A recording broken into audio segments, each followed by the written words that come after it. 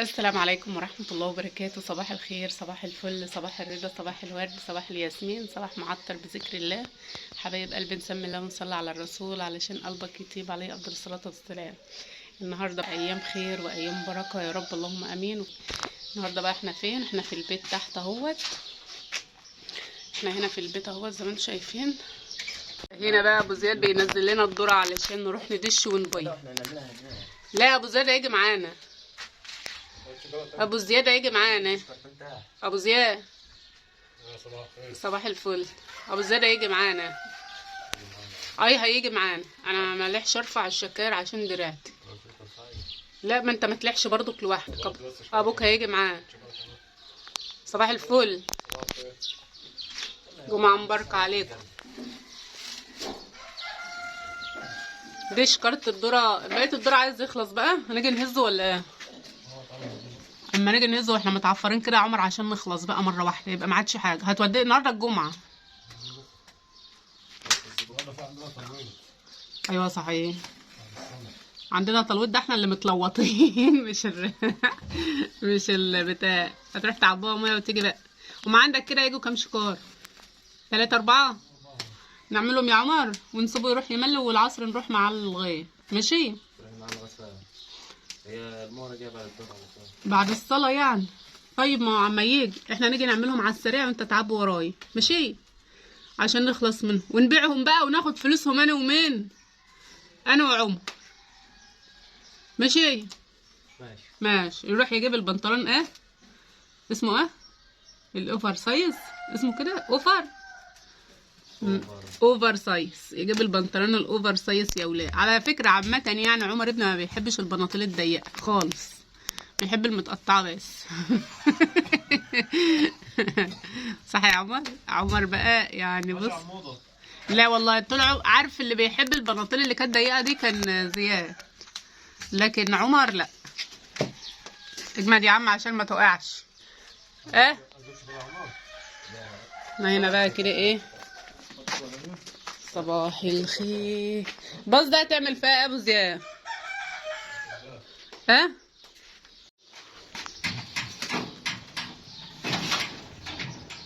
لسه في غيرها يا عمر؟ واحدة بس. وهنا بقى حبايب قلبي زي ما انتم شايفين كده وصلنا المكنة بالسلامة. يعني كنا بقى خلاص خدنا الذرة بتاعنا. خدنا الذرة بتاعنا وخدنا شكارة رز كده علشان نبيضها. رز الشعير بقى اللي احنا اصلا زي اللي احنا بنزرعه كده يعني. حبة الرز اللي احنا بنزرعهم بندخلهم البيت خزين. بيبقى لأهل البيت يعني. هنا بقى دشة وهنا كمان مكنة البياض. احنا بقى كنا جايين الصبح بدري يعني. احنا اصلا صحينا من النوم جينا. كانت حوالي بقى الساعة 8 9 كده. قلنا نيجي بدري علشان بقى اليوم بيبقى يعني تحسي ان انت لو ما خدتيش يومك من الاول كده من اول النهار بدري بتحسي ان انت متأخرة في كل حاجة. فهنا توكلنا على الله، ولا حول ولا قوة إلا بالله العلي العظيم. طبعا الحمد لله. هنا بقى فضينا الشكارة اللي كان فيها الرز. وعمر بقى لف كده يحطها للسرس او الرجوع على حسب بقى البلد اللي انتوا فيها بتسموه. بيبقى علف للطيور يعني. هنا بقى عندنا غربال بيغربل الرز بقى كده، بيشيل الطينة منه، العفرة، اي حاجة كده في الرز بيشيلها زي ما انتم شايفين كده. قصلة اللي هي حاجات بتاعة القش كده بتبقى طالعة. فلازم بقى بنغربله كده علشان لما نيجي ننقيه بقى او ناخده نستعمله بيكون ايه خفيف كده وحلو. يعني ما فيش في حاجة ايه بيبقى فر كده على السريع. طبعا لو المكنة فيها اي حاجة بقى مش مظبوطة بيلم بقى الرز كده يحطه ويرجعه تاني. في القدوس بتاع المكنة هنا كده فوق. وبيحطوا بقى ان شاء الله كده ايه بينزل بقى تاني وبيبقى زي الفل. حاطين شكارة للحت كده اللي هو بيبقى طالع الكسر الصغير، بتبقى الحباية الضعيفة. وكمان حطينا شكارة الرجوع او السرس. هنا بقى لبنى اشترت الشكارة. وبصوا ويا ريتني ما عملت كده الصراحة. هو الذرة كان خفيف وكل حاجة، وكنت بعبي بالجردل حبة بحبة كده وافضي. علشان ايه نعمل يعني. فنعبي القدوس خوفا بقى لحد اصلا يعني يجي. انتوا عارفين بقى ان اي حد بقى في الايام ما يكون حد في اجازة او كده، بتلاقي في اي وقت حد بيجي يبيض او بيدش، وساعات بيجيبوا كميات كبيرة، بيبقى عندهم مواشي او طيور، فبيعطلوكي بقى في المكنة. فهنا بقى كان ابو زياد جالنا، بقينا نعمل حبات بحبات كده. طبعا الذرة ده اللي كان طالع من الغربلة اللي احنا كنا مغربلينها، فقلنا بدل ما يبوظ فناخده نحطه كده ناخده ندشه كده، وهنعبيه في برميل مع علف بقى، مع اي حاجة تانية. وان شاء الله في الايام اللي جاية ربنا يفتحها علينا يا رب، ويرزقنا برزق عيالنا، وهنجيب بقى شوية طيور نربيهم، بحيث بقى ان اصلا ما عادش فيه شغل، وفي نفس الوقت برضك يعني ما عادش بقى. احنا كنا اصلا من اي قبل رمضان واحنا ما جبناش حاجة ربناها، ولا فراخ بيضة بقى ولا اي حاجة خالص، من ساعة ما ذبحنا الفراخ اللي كنا ذابحينها معاكم اخر مرة، اللي هو بتاع كان في رمضان وكده. طبعا احنا كنا جايين من غير ياسين ابني بقى طبعا عارف خط سيرنا فجالنا المكنة، جالنا لوحده كده، يا سلام ما بريحش نفسه، قعد على الغربال بتاع الرز. هنا بقى كده كنا دشينا بقى شوية الذرة. وهنا بقى هنعمل لكم عصير ملوخية. عصير ملوخية يا لبنى؟ اه والله نعمل لكم عصير ملوخية. انا اول مرة هجرب الكبة دي معاكم، يعني انا ولا مرة عمري خرطت الملوخية دي في حاجة غير المخرطة الاساسية العادية اللي احنا اصلا متعودين عليها. طبعا كنت جايبة الملوخية ديت من يومين، ويعني بدأ لونها بقى يصفر يسود كده، فقلت لا يا بنتي يا لبنى بقى خسارة ان انت تشتري الحاجة وتسيبها تبوظ ليه، يعني ليه هتسيبها تبوظ. قلت بقى بما ان عمر جايب لنا عيش النهاردة من الفرن طازة، فنقوم بقى نعمل شوية الملوخية برضو، ملوخية فريش وطازة، ونجرب الكبة ديت هل هي فعلا هتنفع نخرط فيها الملوخية ولا لأ. فهنا بقى كنت غاسلة الملوخية بتاعتي وحطيتها تتصفى كده في المصفى شوية. عفوا يا جماعة، مش عارفة كل ما اجي اسجل الفيديو قلقاني شرقانة كده، مش قادرة، مش عارفة ليه. الحمد لله طبعا على كل حال. وهنا بقى بدأت لميت الملوخية كلها في مرة واحدة، يعني عملتهم على حبتين كده. وهبدأ بقى، اللي المفروض اصلا ان انت تقلبيها، يعني تشيلي السكاكين وتقلبي، تجيبي اللي تحت فوق واللي فوق تحت، بحيث انه يتخرط كله يبقى حلو كده وزي بعض. هنا بقى بنخرط الملوخية، وهنقول وداعا للمخرطة بقى العادية اللي هي التقليدية يا جماعة.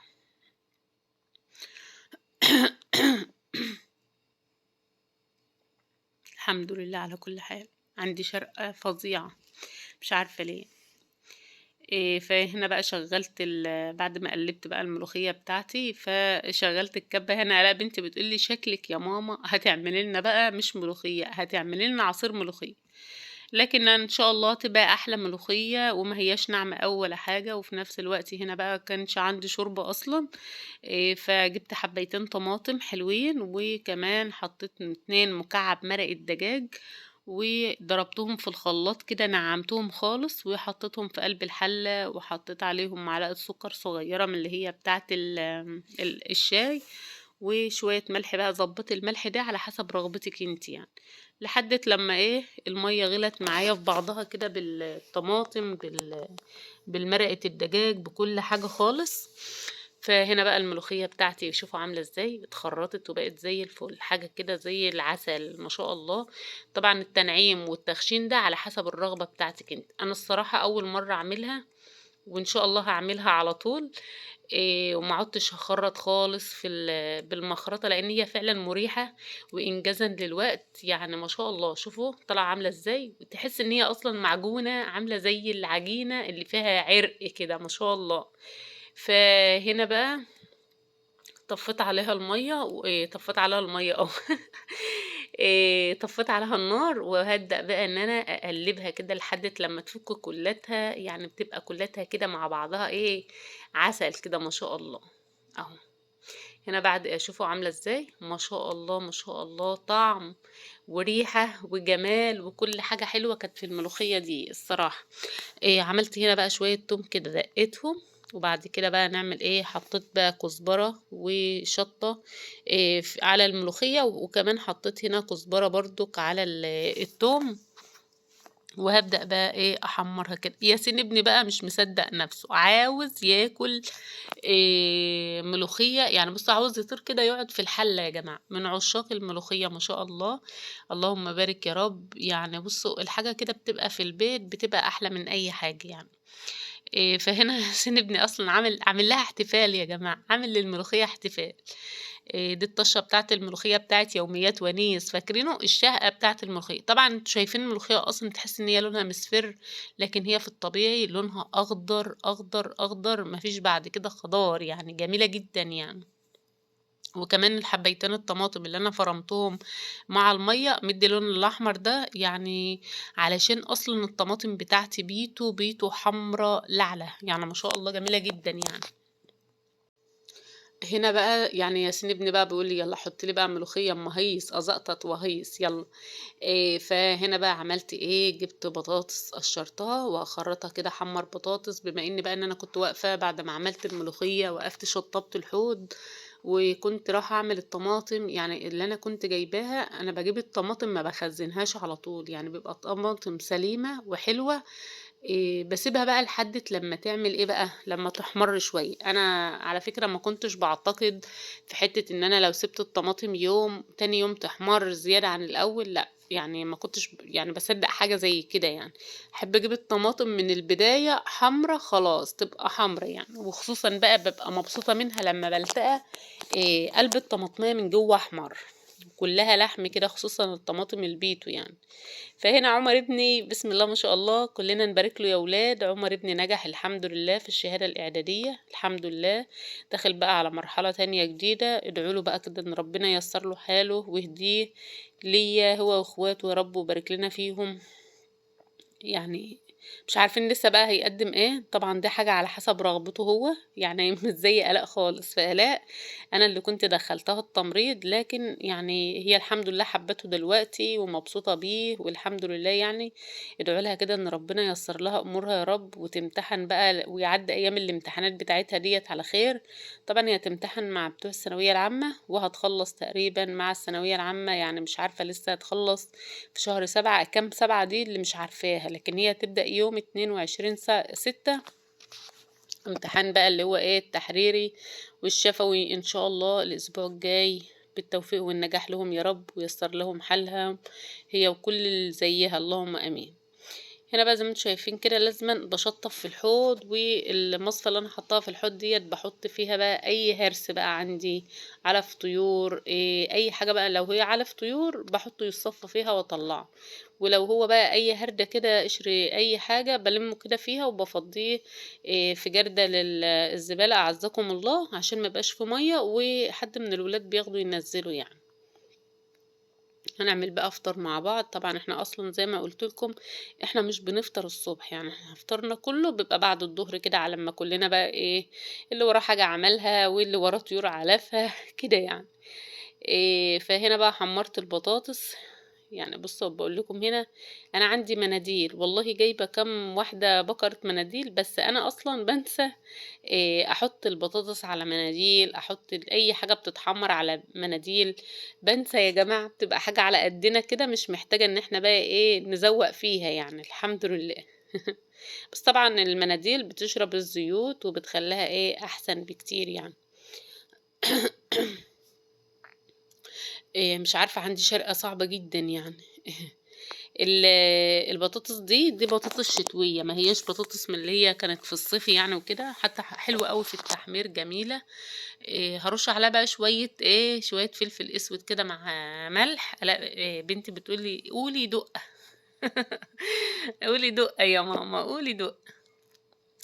هاعمل بقى كده إيه، تسبيكة للفول. كان أبو زياد جايب لنا برضك فول. هنا بقى عملت طماطميتين ودعكتهم بفلفل أسود وملح، وهاحط بقى هنا شوية كمون، بهارات مشكّلة، شوية كزبرة، وهاسيبها كده تاخد لها تسبيكة محترمة حلوة كده، يعني محترمة. ومش هاحط ملح، هاكتفي بشوية الملح اللي في الدقة يا جماعة، اللي هي لبنى هتكتفي بيهم، لأن طبعًا الفول طبيعي جاي فيه ملح، فعشان ما يحدقش معاكِ فما تحطيش الملح ده إلا آخر حاجة وتدوقي حاجتِك.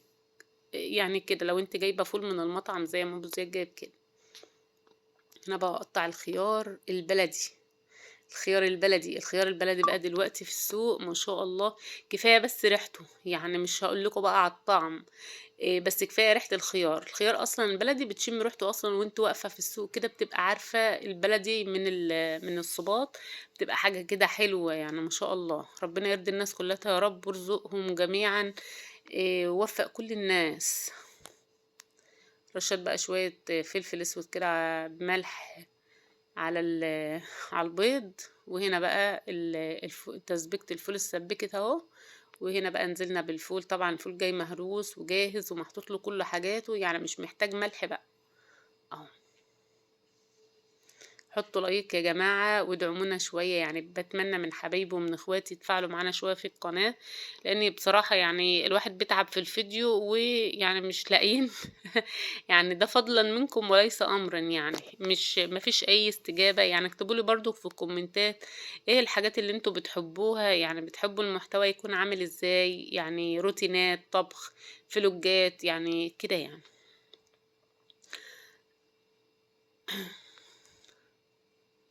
هنا بقى لميت الزيت كله على بعضه علشان بقى ايه نعمل إيه شوية بيض حلوين كده ما شاء الله، والفول اهوت زي ما انتم شايفين بسم الله ما شاء الله بقى جاهز وزي الفل. إيه وعملت بقى خيار وطماطم وبطاطس وملوخية، يعني ما شاء الله. ايوه كده يا بنتي يا لبنى، ربي ربي ربي ربي يا بنتي ان شاء الله ما حد حوش. يلا الحمد لله، اللهم دومها نعمة في حياتنا يا رب، اللهم امين، ورب يبارك لكم في عيالكم وفي مالكم، وينجح كل الطلبة الثانوية العامة يا رب في الايام اللي جاية، وربنا يا رب يكبر بخواطركم جميعا. يعني والله مش عارفة اقول لكم ايه، يعجز اللسان عن التعبير والله العظيم على مدى حبي لكم. إيه يعني ما شاء الله ما شاء الله، اللهم بارك يا رب، ربنا يدومكم نعمة في حياتنا. هنا بقى البيض عملته كده بالطريقة دي تغيير، قلنا بقى كتغيير كده، وعشان عمر عمر ابني بقى ايه كانت النتيجة بتاعته في الوقت دي لسه ما بانتش.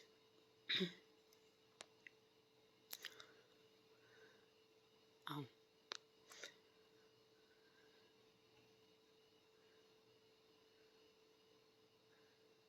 بيضحك، يعني ياسين ابني بقى كان عمال كل شوية يقول له يا رب تسقط، اقول له يا شيخ حرام عليك، الناس بتدعي كده ربنا ينجحها. وهي اصلا النتيجة كانت بتبان واحنا اساسا ما كناش عارفين، يعني احنا هي بانت عندنا هنا تقريبا الساعة 2، إيه واحنا بقى كنا الظهر كده، يعني كنت بجهز في الفطار كده ايه الظهر. دي بقى المش اللي انا عاملاه تقيل جدا جدا ما شاء الله، حتى البرطمان في قلب التلاجة. طبعا انا ما بعرفش اطلع بمعلقة الصراحة يعني، وكمان انا بجيب من تحت البرطمان يعني من جوه خالص، مش بجيب اللي على الوش. شوف المش بتاعي لونه عامل ازاي وتقيل وجميل وزي الفل وحاجة كده، يعني ما شاء الله اللهم بارك يا رب. احسن بقى ما تقولي يا فلانة هاتي حتة مش، او اللي انت مثلا ايه تروح تشتري كيلو جبنة حادقة بقد كده بالشيء الفلاني، لا انت هاتي حاجتك واعمليها، ما عندكيش بلاصي اعملي في برطمان زي ما انا عملت كده، لان البلاصي بتاعي اول سنة ما عملش جبنة وما ملهوش، يعني الظروف بقى يعني الحمد لله، لانه هو طبعا البلاص كبير وكان هياخد كمية اكبر بمبلغ اكبر فما عملتش، فكان عندي بقى حبة كده في البلاصي، صفيتهم، ودي جبنة برضك من قلب البلاصي من فوق اهو، وخدتهم في البرطمان اللي تحت دوت، وقلت بقى ايه احطه في التلاجة واحط فيه فلفل ويبقى جنب ايدينا كده، يعني محدش يطلع بقى على السطوح يقول بقى نجيب من البلاصي من فوق، ولا يكشف البلاصي وينسى يغطيه ولا الكلام ده كله، يعني الحمد لله. مشي بقى جميل، المشي بتاعنا اصلا قديم من سنين، وكنت كل سنة بجدده كده، والحمد لله حاجة كده زي العسل ما شاء الله. ده الفطار بتاعنا، بتمنى يا رب فيديوهاتنا تعجبكم وما تنسوناش بدعواتكم الجميلة. مع السلامة حبايب قلبي.